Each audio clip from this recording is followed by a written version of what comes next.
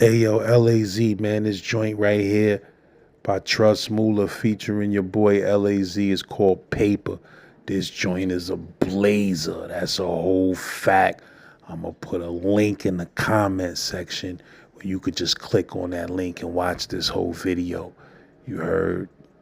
This joint crazy. I ain't even gonna hold you up like the Stanley Cup. You heard? But yeah, man, if you're new to the channel, make sure you hit that subscribe button. Make sure you hit that bell so you get a notification anytime I drop a new episode. Z-Man, Suicide Polo with the ski man running around the hood like He-Man. You already snow removal. You heard? Brownsville, Brooklyn, Howard Projects, Uptown, Dykeman. Let's get it. But yeah, that was the Allen back then. You walking through the corridors. If you're gonna be walking through that corridor on a daily basis by yourself, you rather be the one that niggas is walking away from rather than running up on. So every few days, you know what I'm saying, I just poke a nigga that's walking too close to me. But yeah, that was that.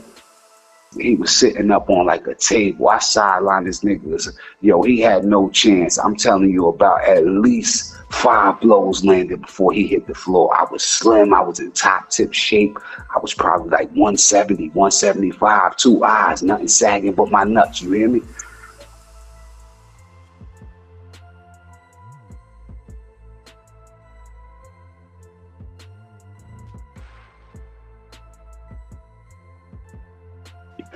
So I'm gonna take you back to the alley just because that's what it is. I could take you anywhere when it comes to the successful people from anywhere in Staten Island in New York, but I'm gonna take you to the alley for some ghost shit. Just to big up Ghost. He got that new Supreme Clientele 2 out. Yo, y'all, Mo Diddy, jump on that. So anyway, not No Diddy, Mo Diddy, back in 5. Y'all heard it. So anyway, I'm on the island. Now this is why this is Mo Diddy. At one point, it's a dude running around the island by the name of Hollywood. So he's in the 6th building with us. This is around the time this shit with Shorty Brawley. So you got Hollywood, you got Flavor Flav is there, Lil Wayne came through. Who else? Well, there was a whole host of characters, but my son Shank Bank was there. So a nigga happened to steal Ghost, his outfit, his Wally, some other shit, whatever.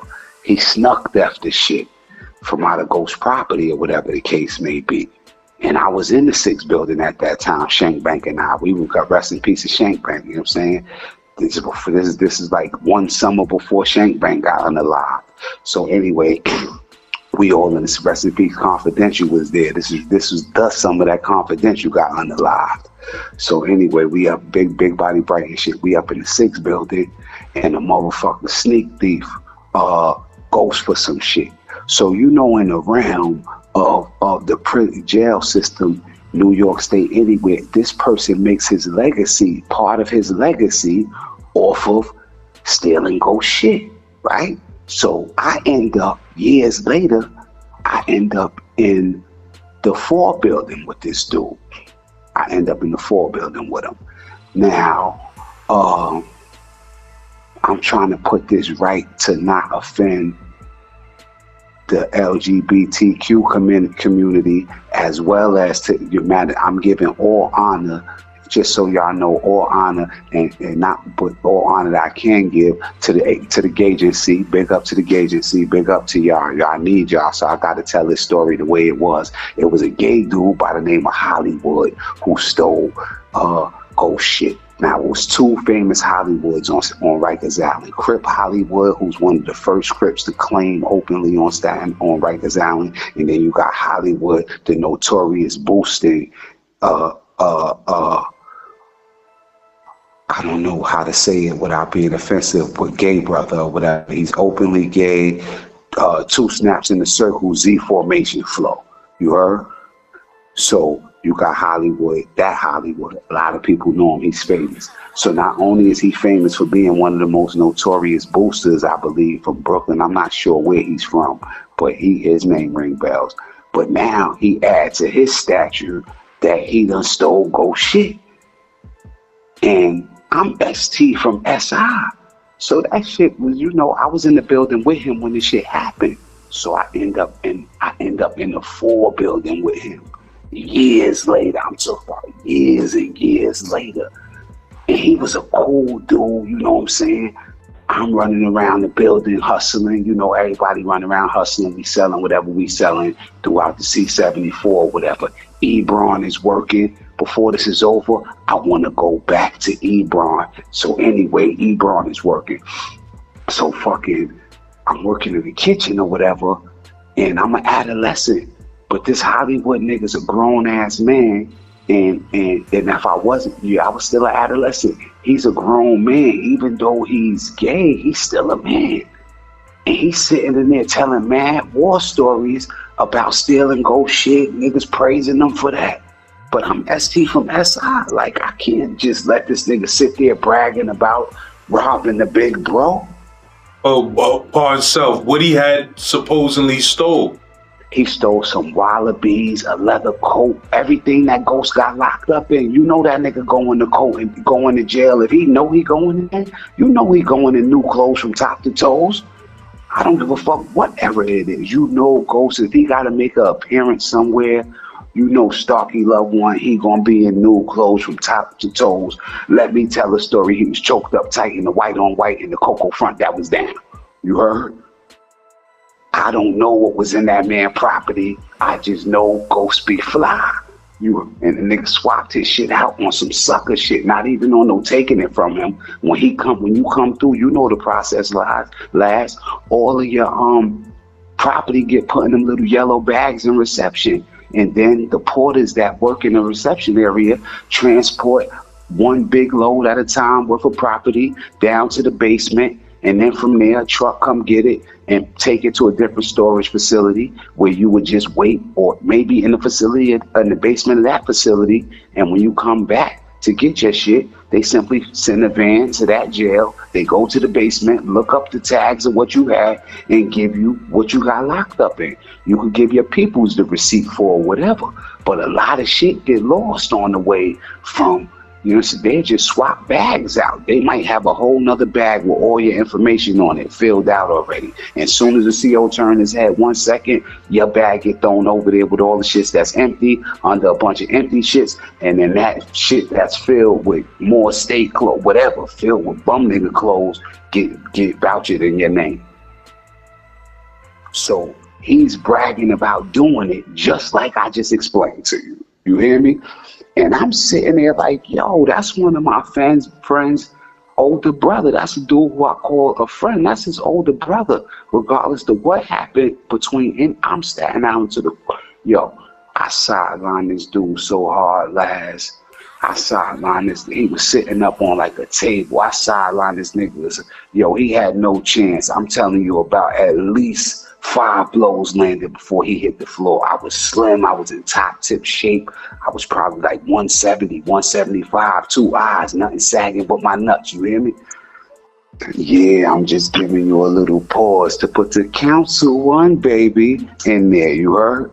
No Diddy. Or for most of these dudes these days, Mo Diddy. We be back in 5, y'all. Remember I said it.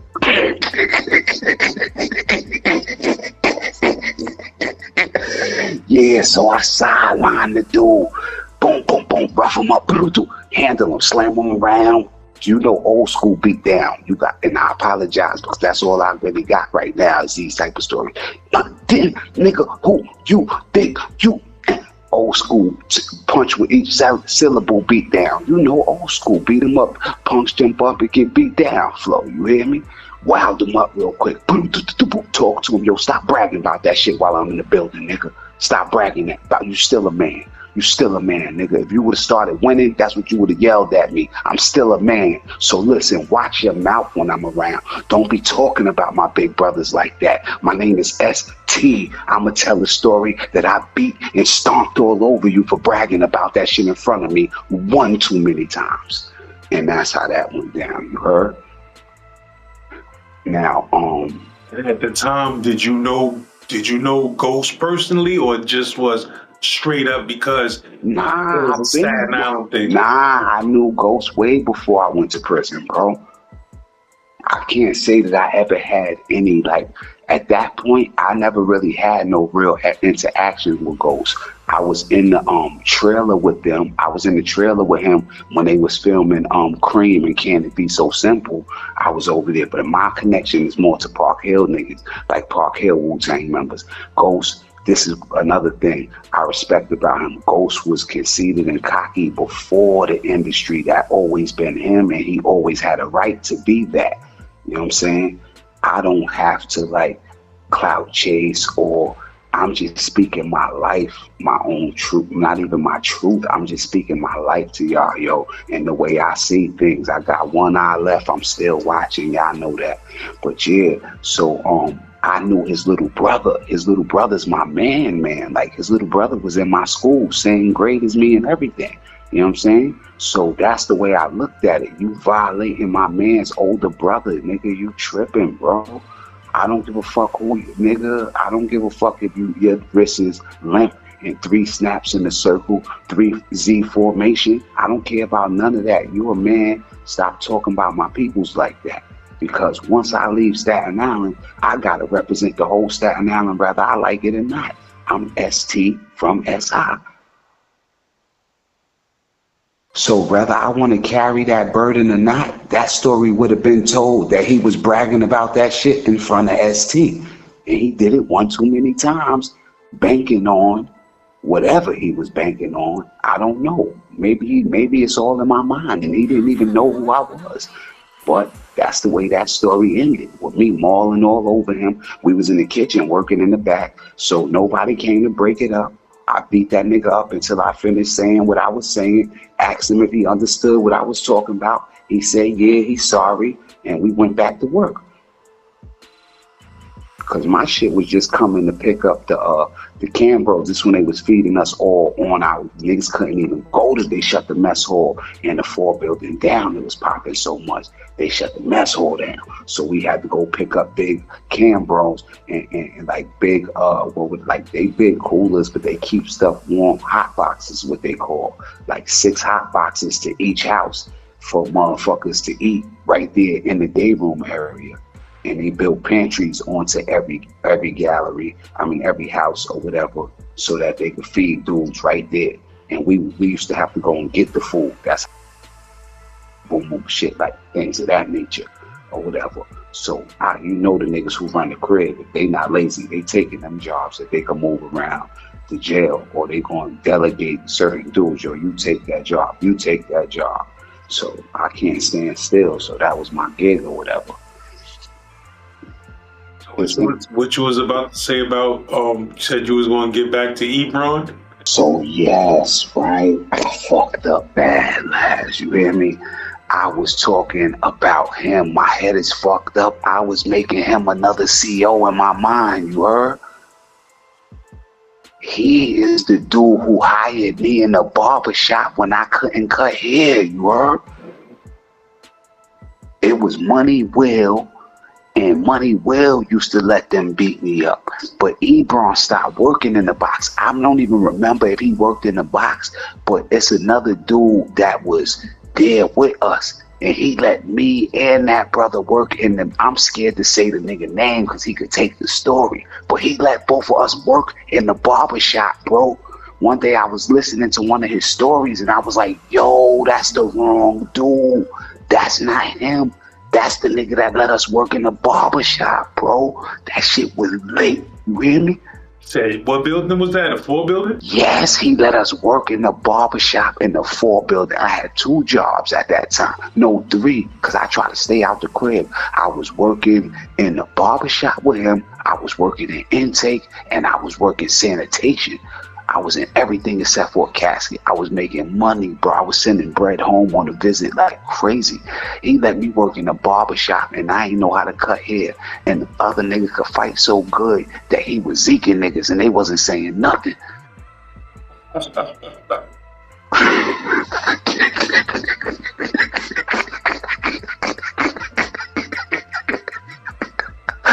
Yo, that brother Ebron was official. He let us work there. We was high classification niggas.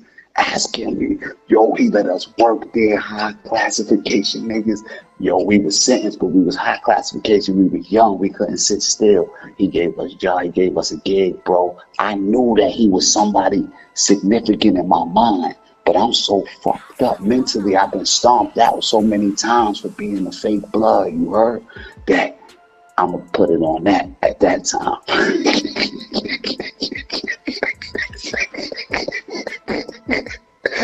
Yeah, that fucking, I mixed him up with his partner. I know he worked in the box with that dude, but he wasn't the one letting him in my cell. And when he stopped working, I was in one upper captain restraint.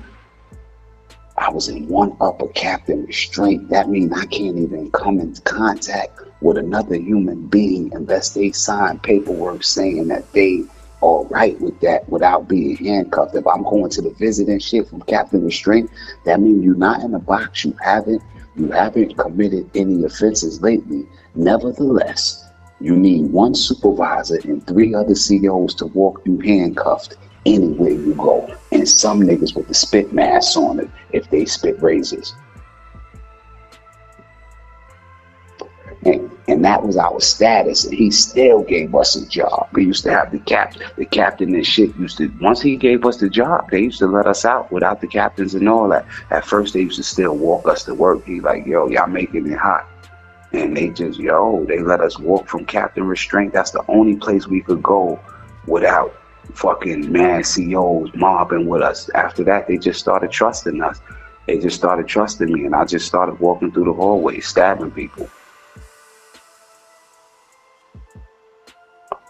But nobody never got caught for it and none of that. That was just recreation. You know, we used to have to stick a person here and there.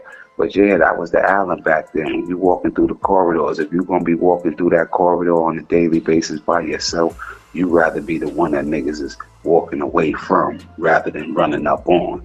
So every few days, you know what I'm saying, I just poke a nigga that's walking too close to me. But yeah, that was that. That was live. He gave us whatever freedom we could have under them circumstances. I appreciate that man for that, and apologize for accusing him and accusing and confusing him. You heard?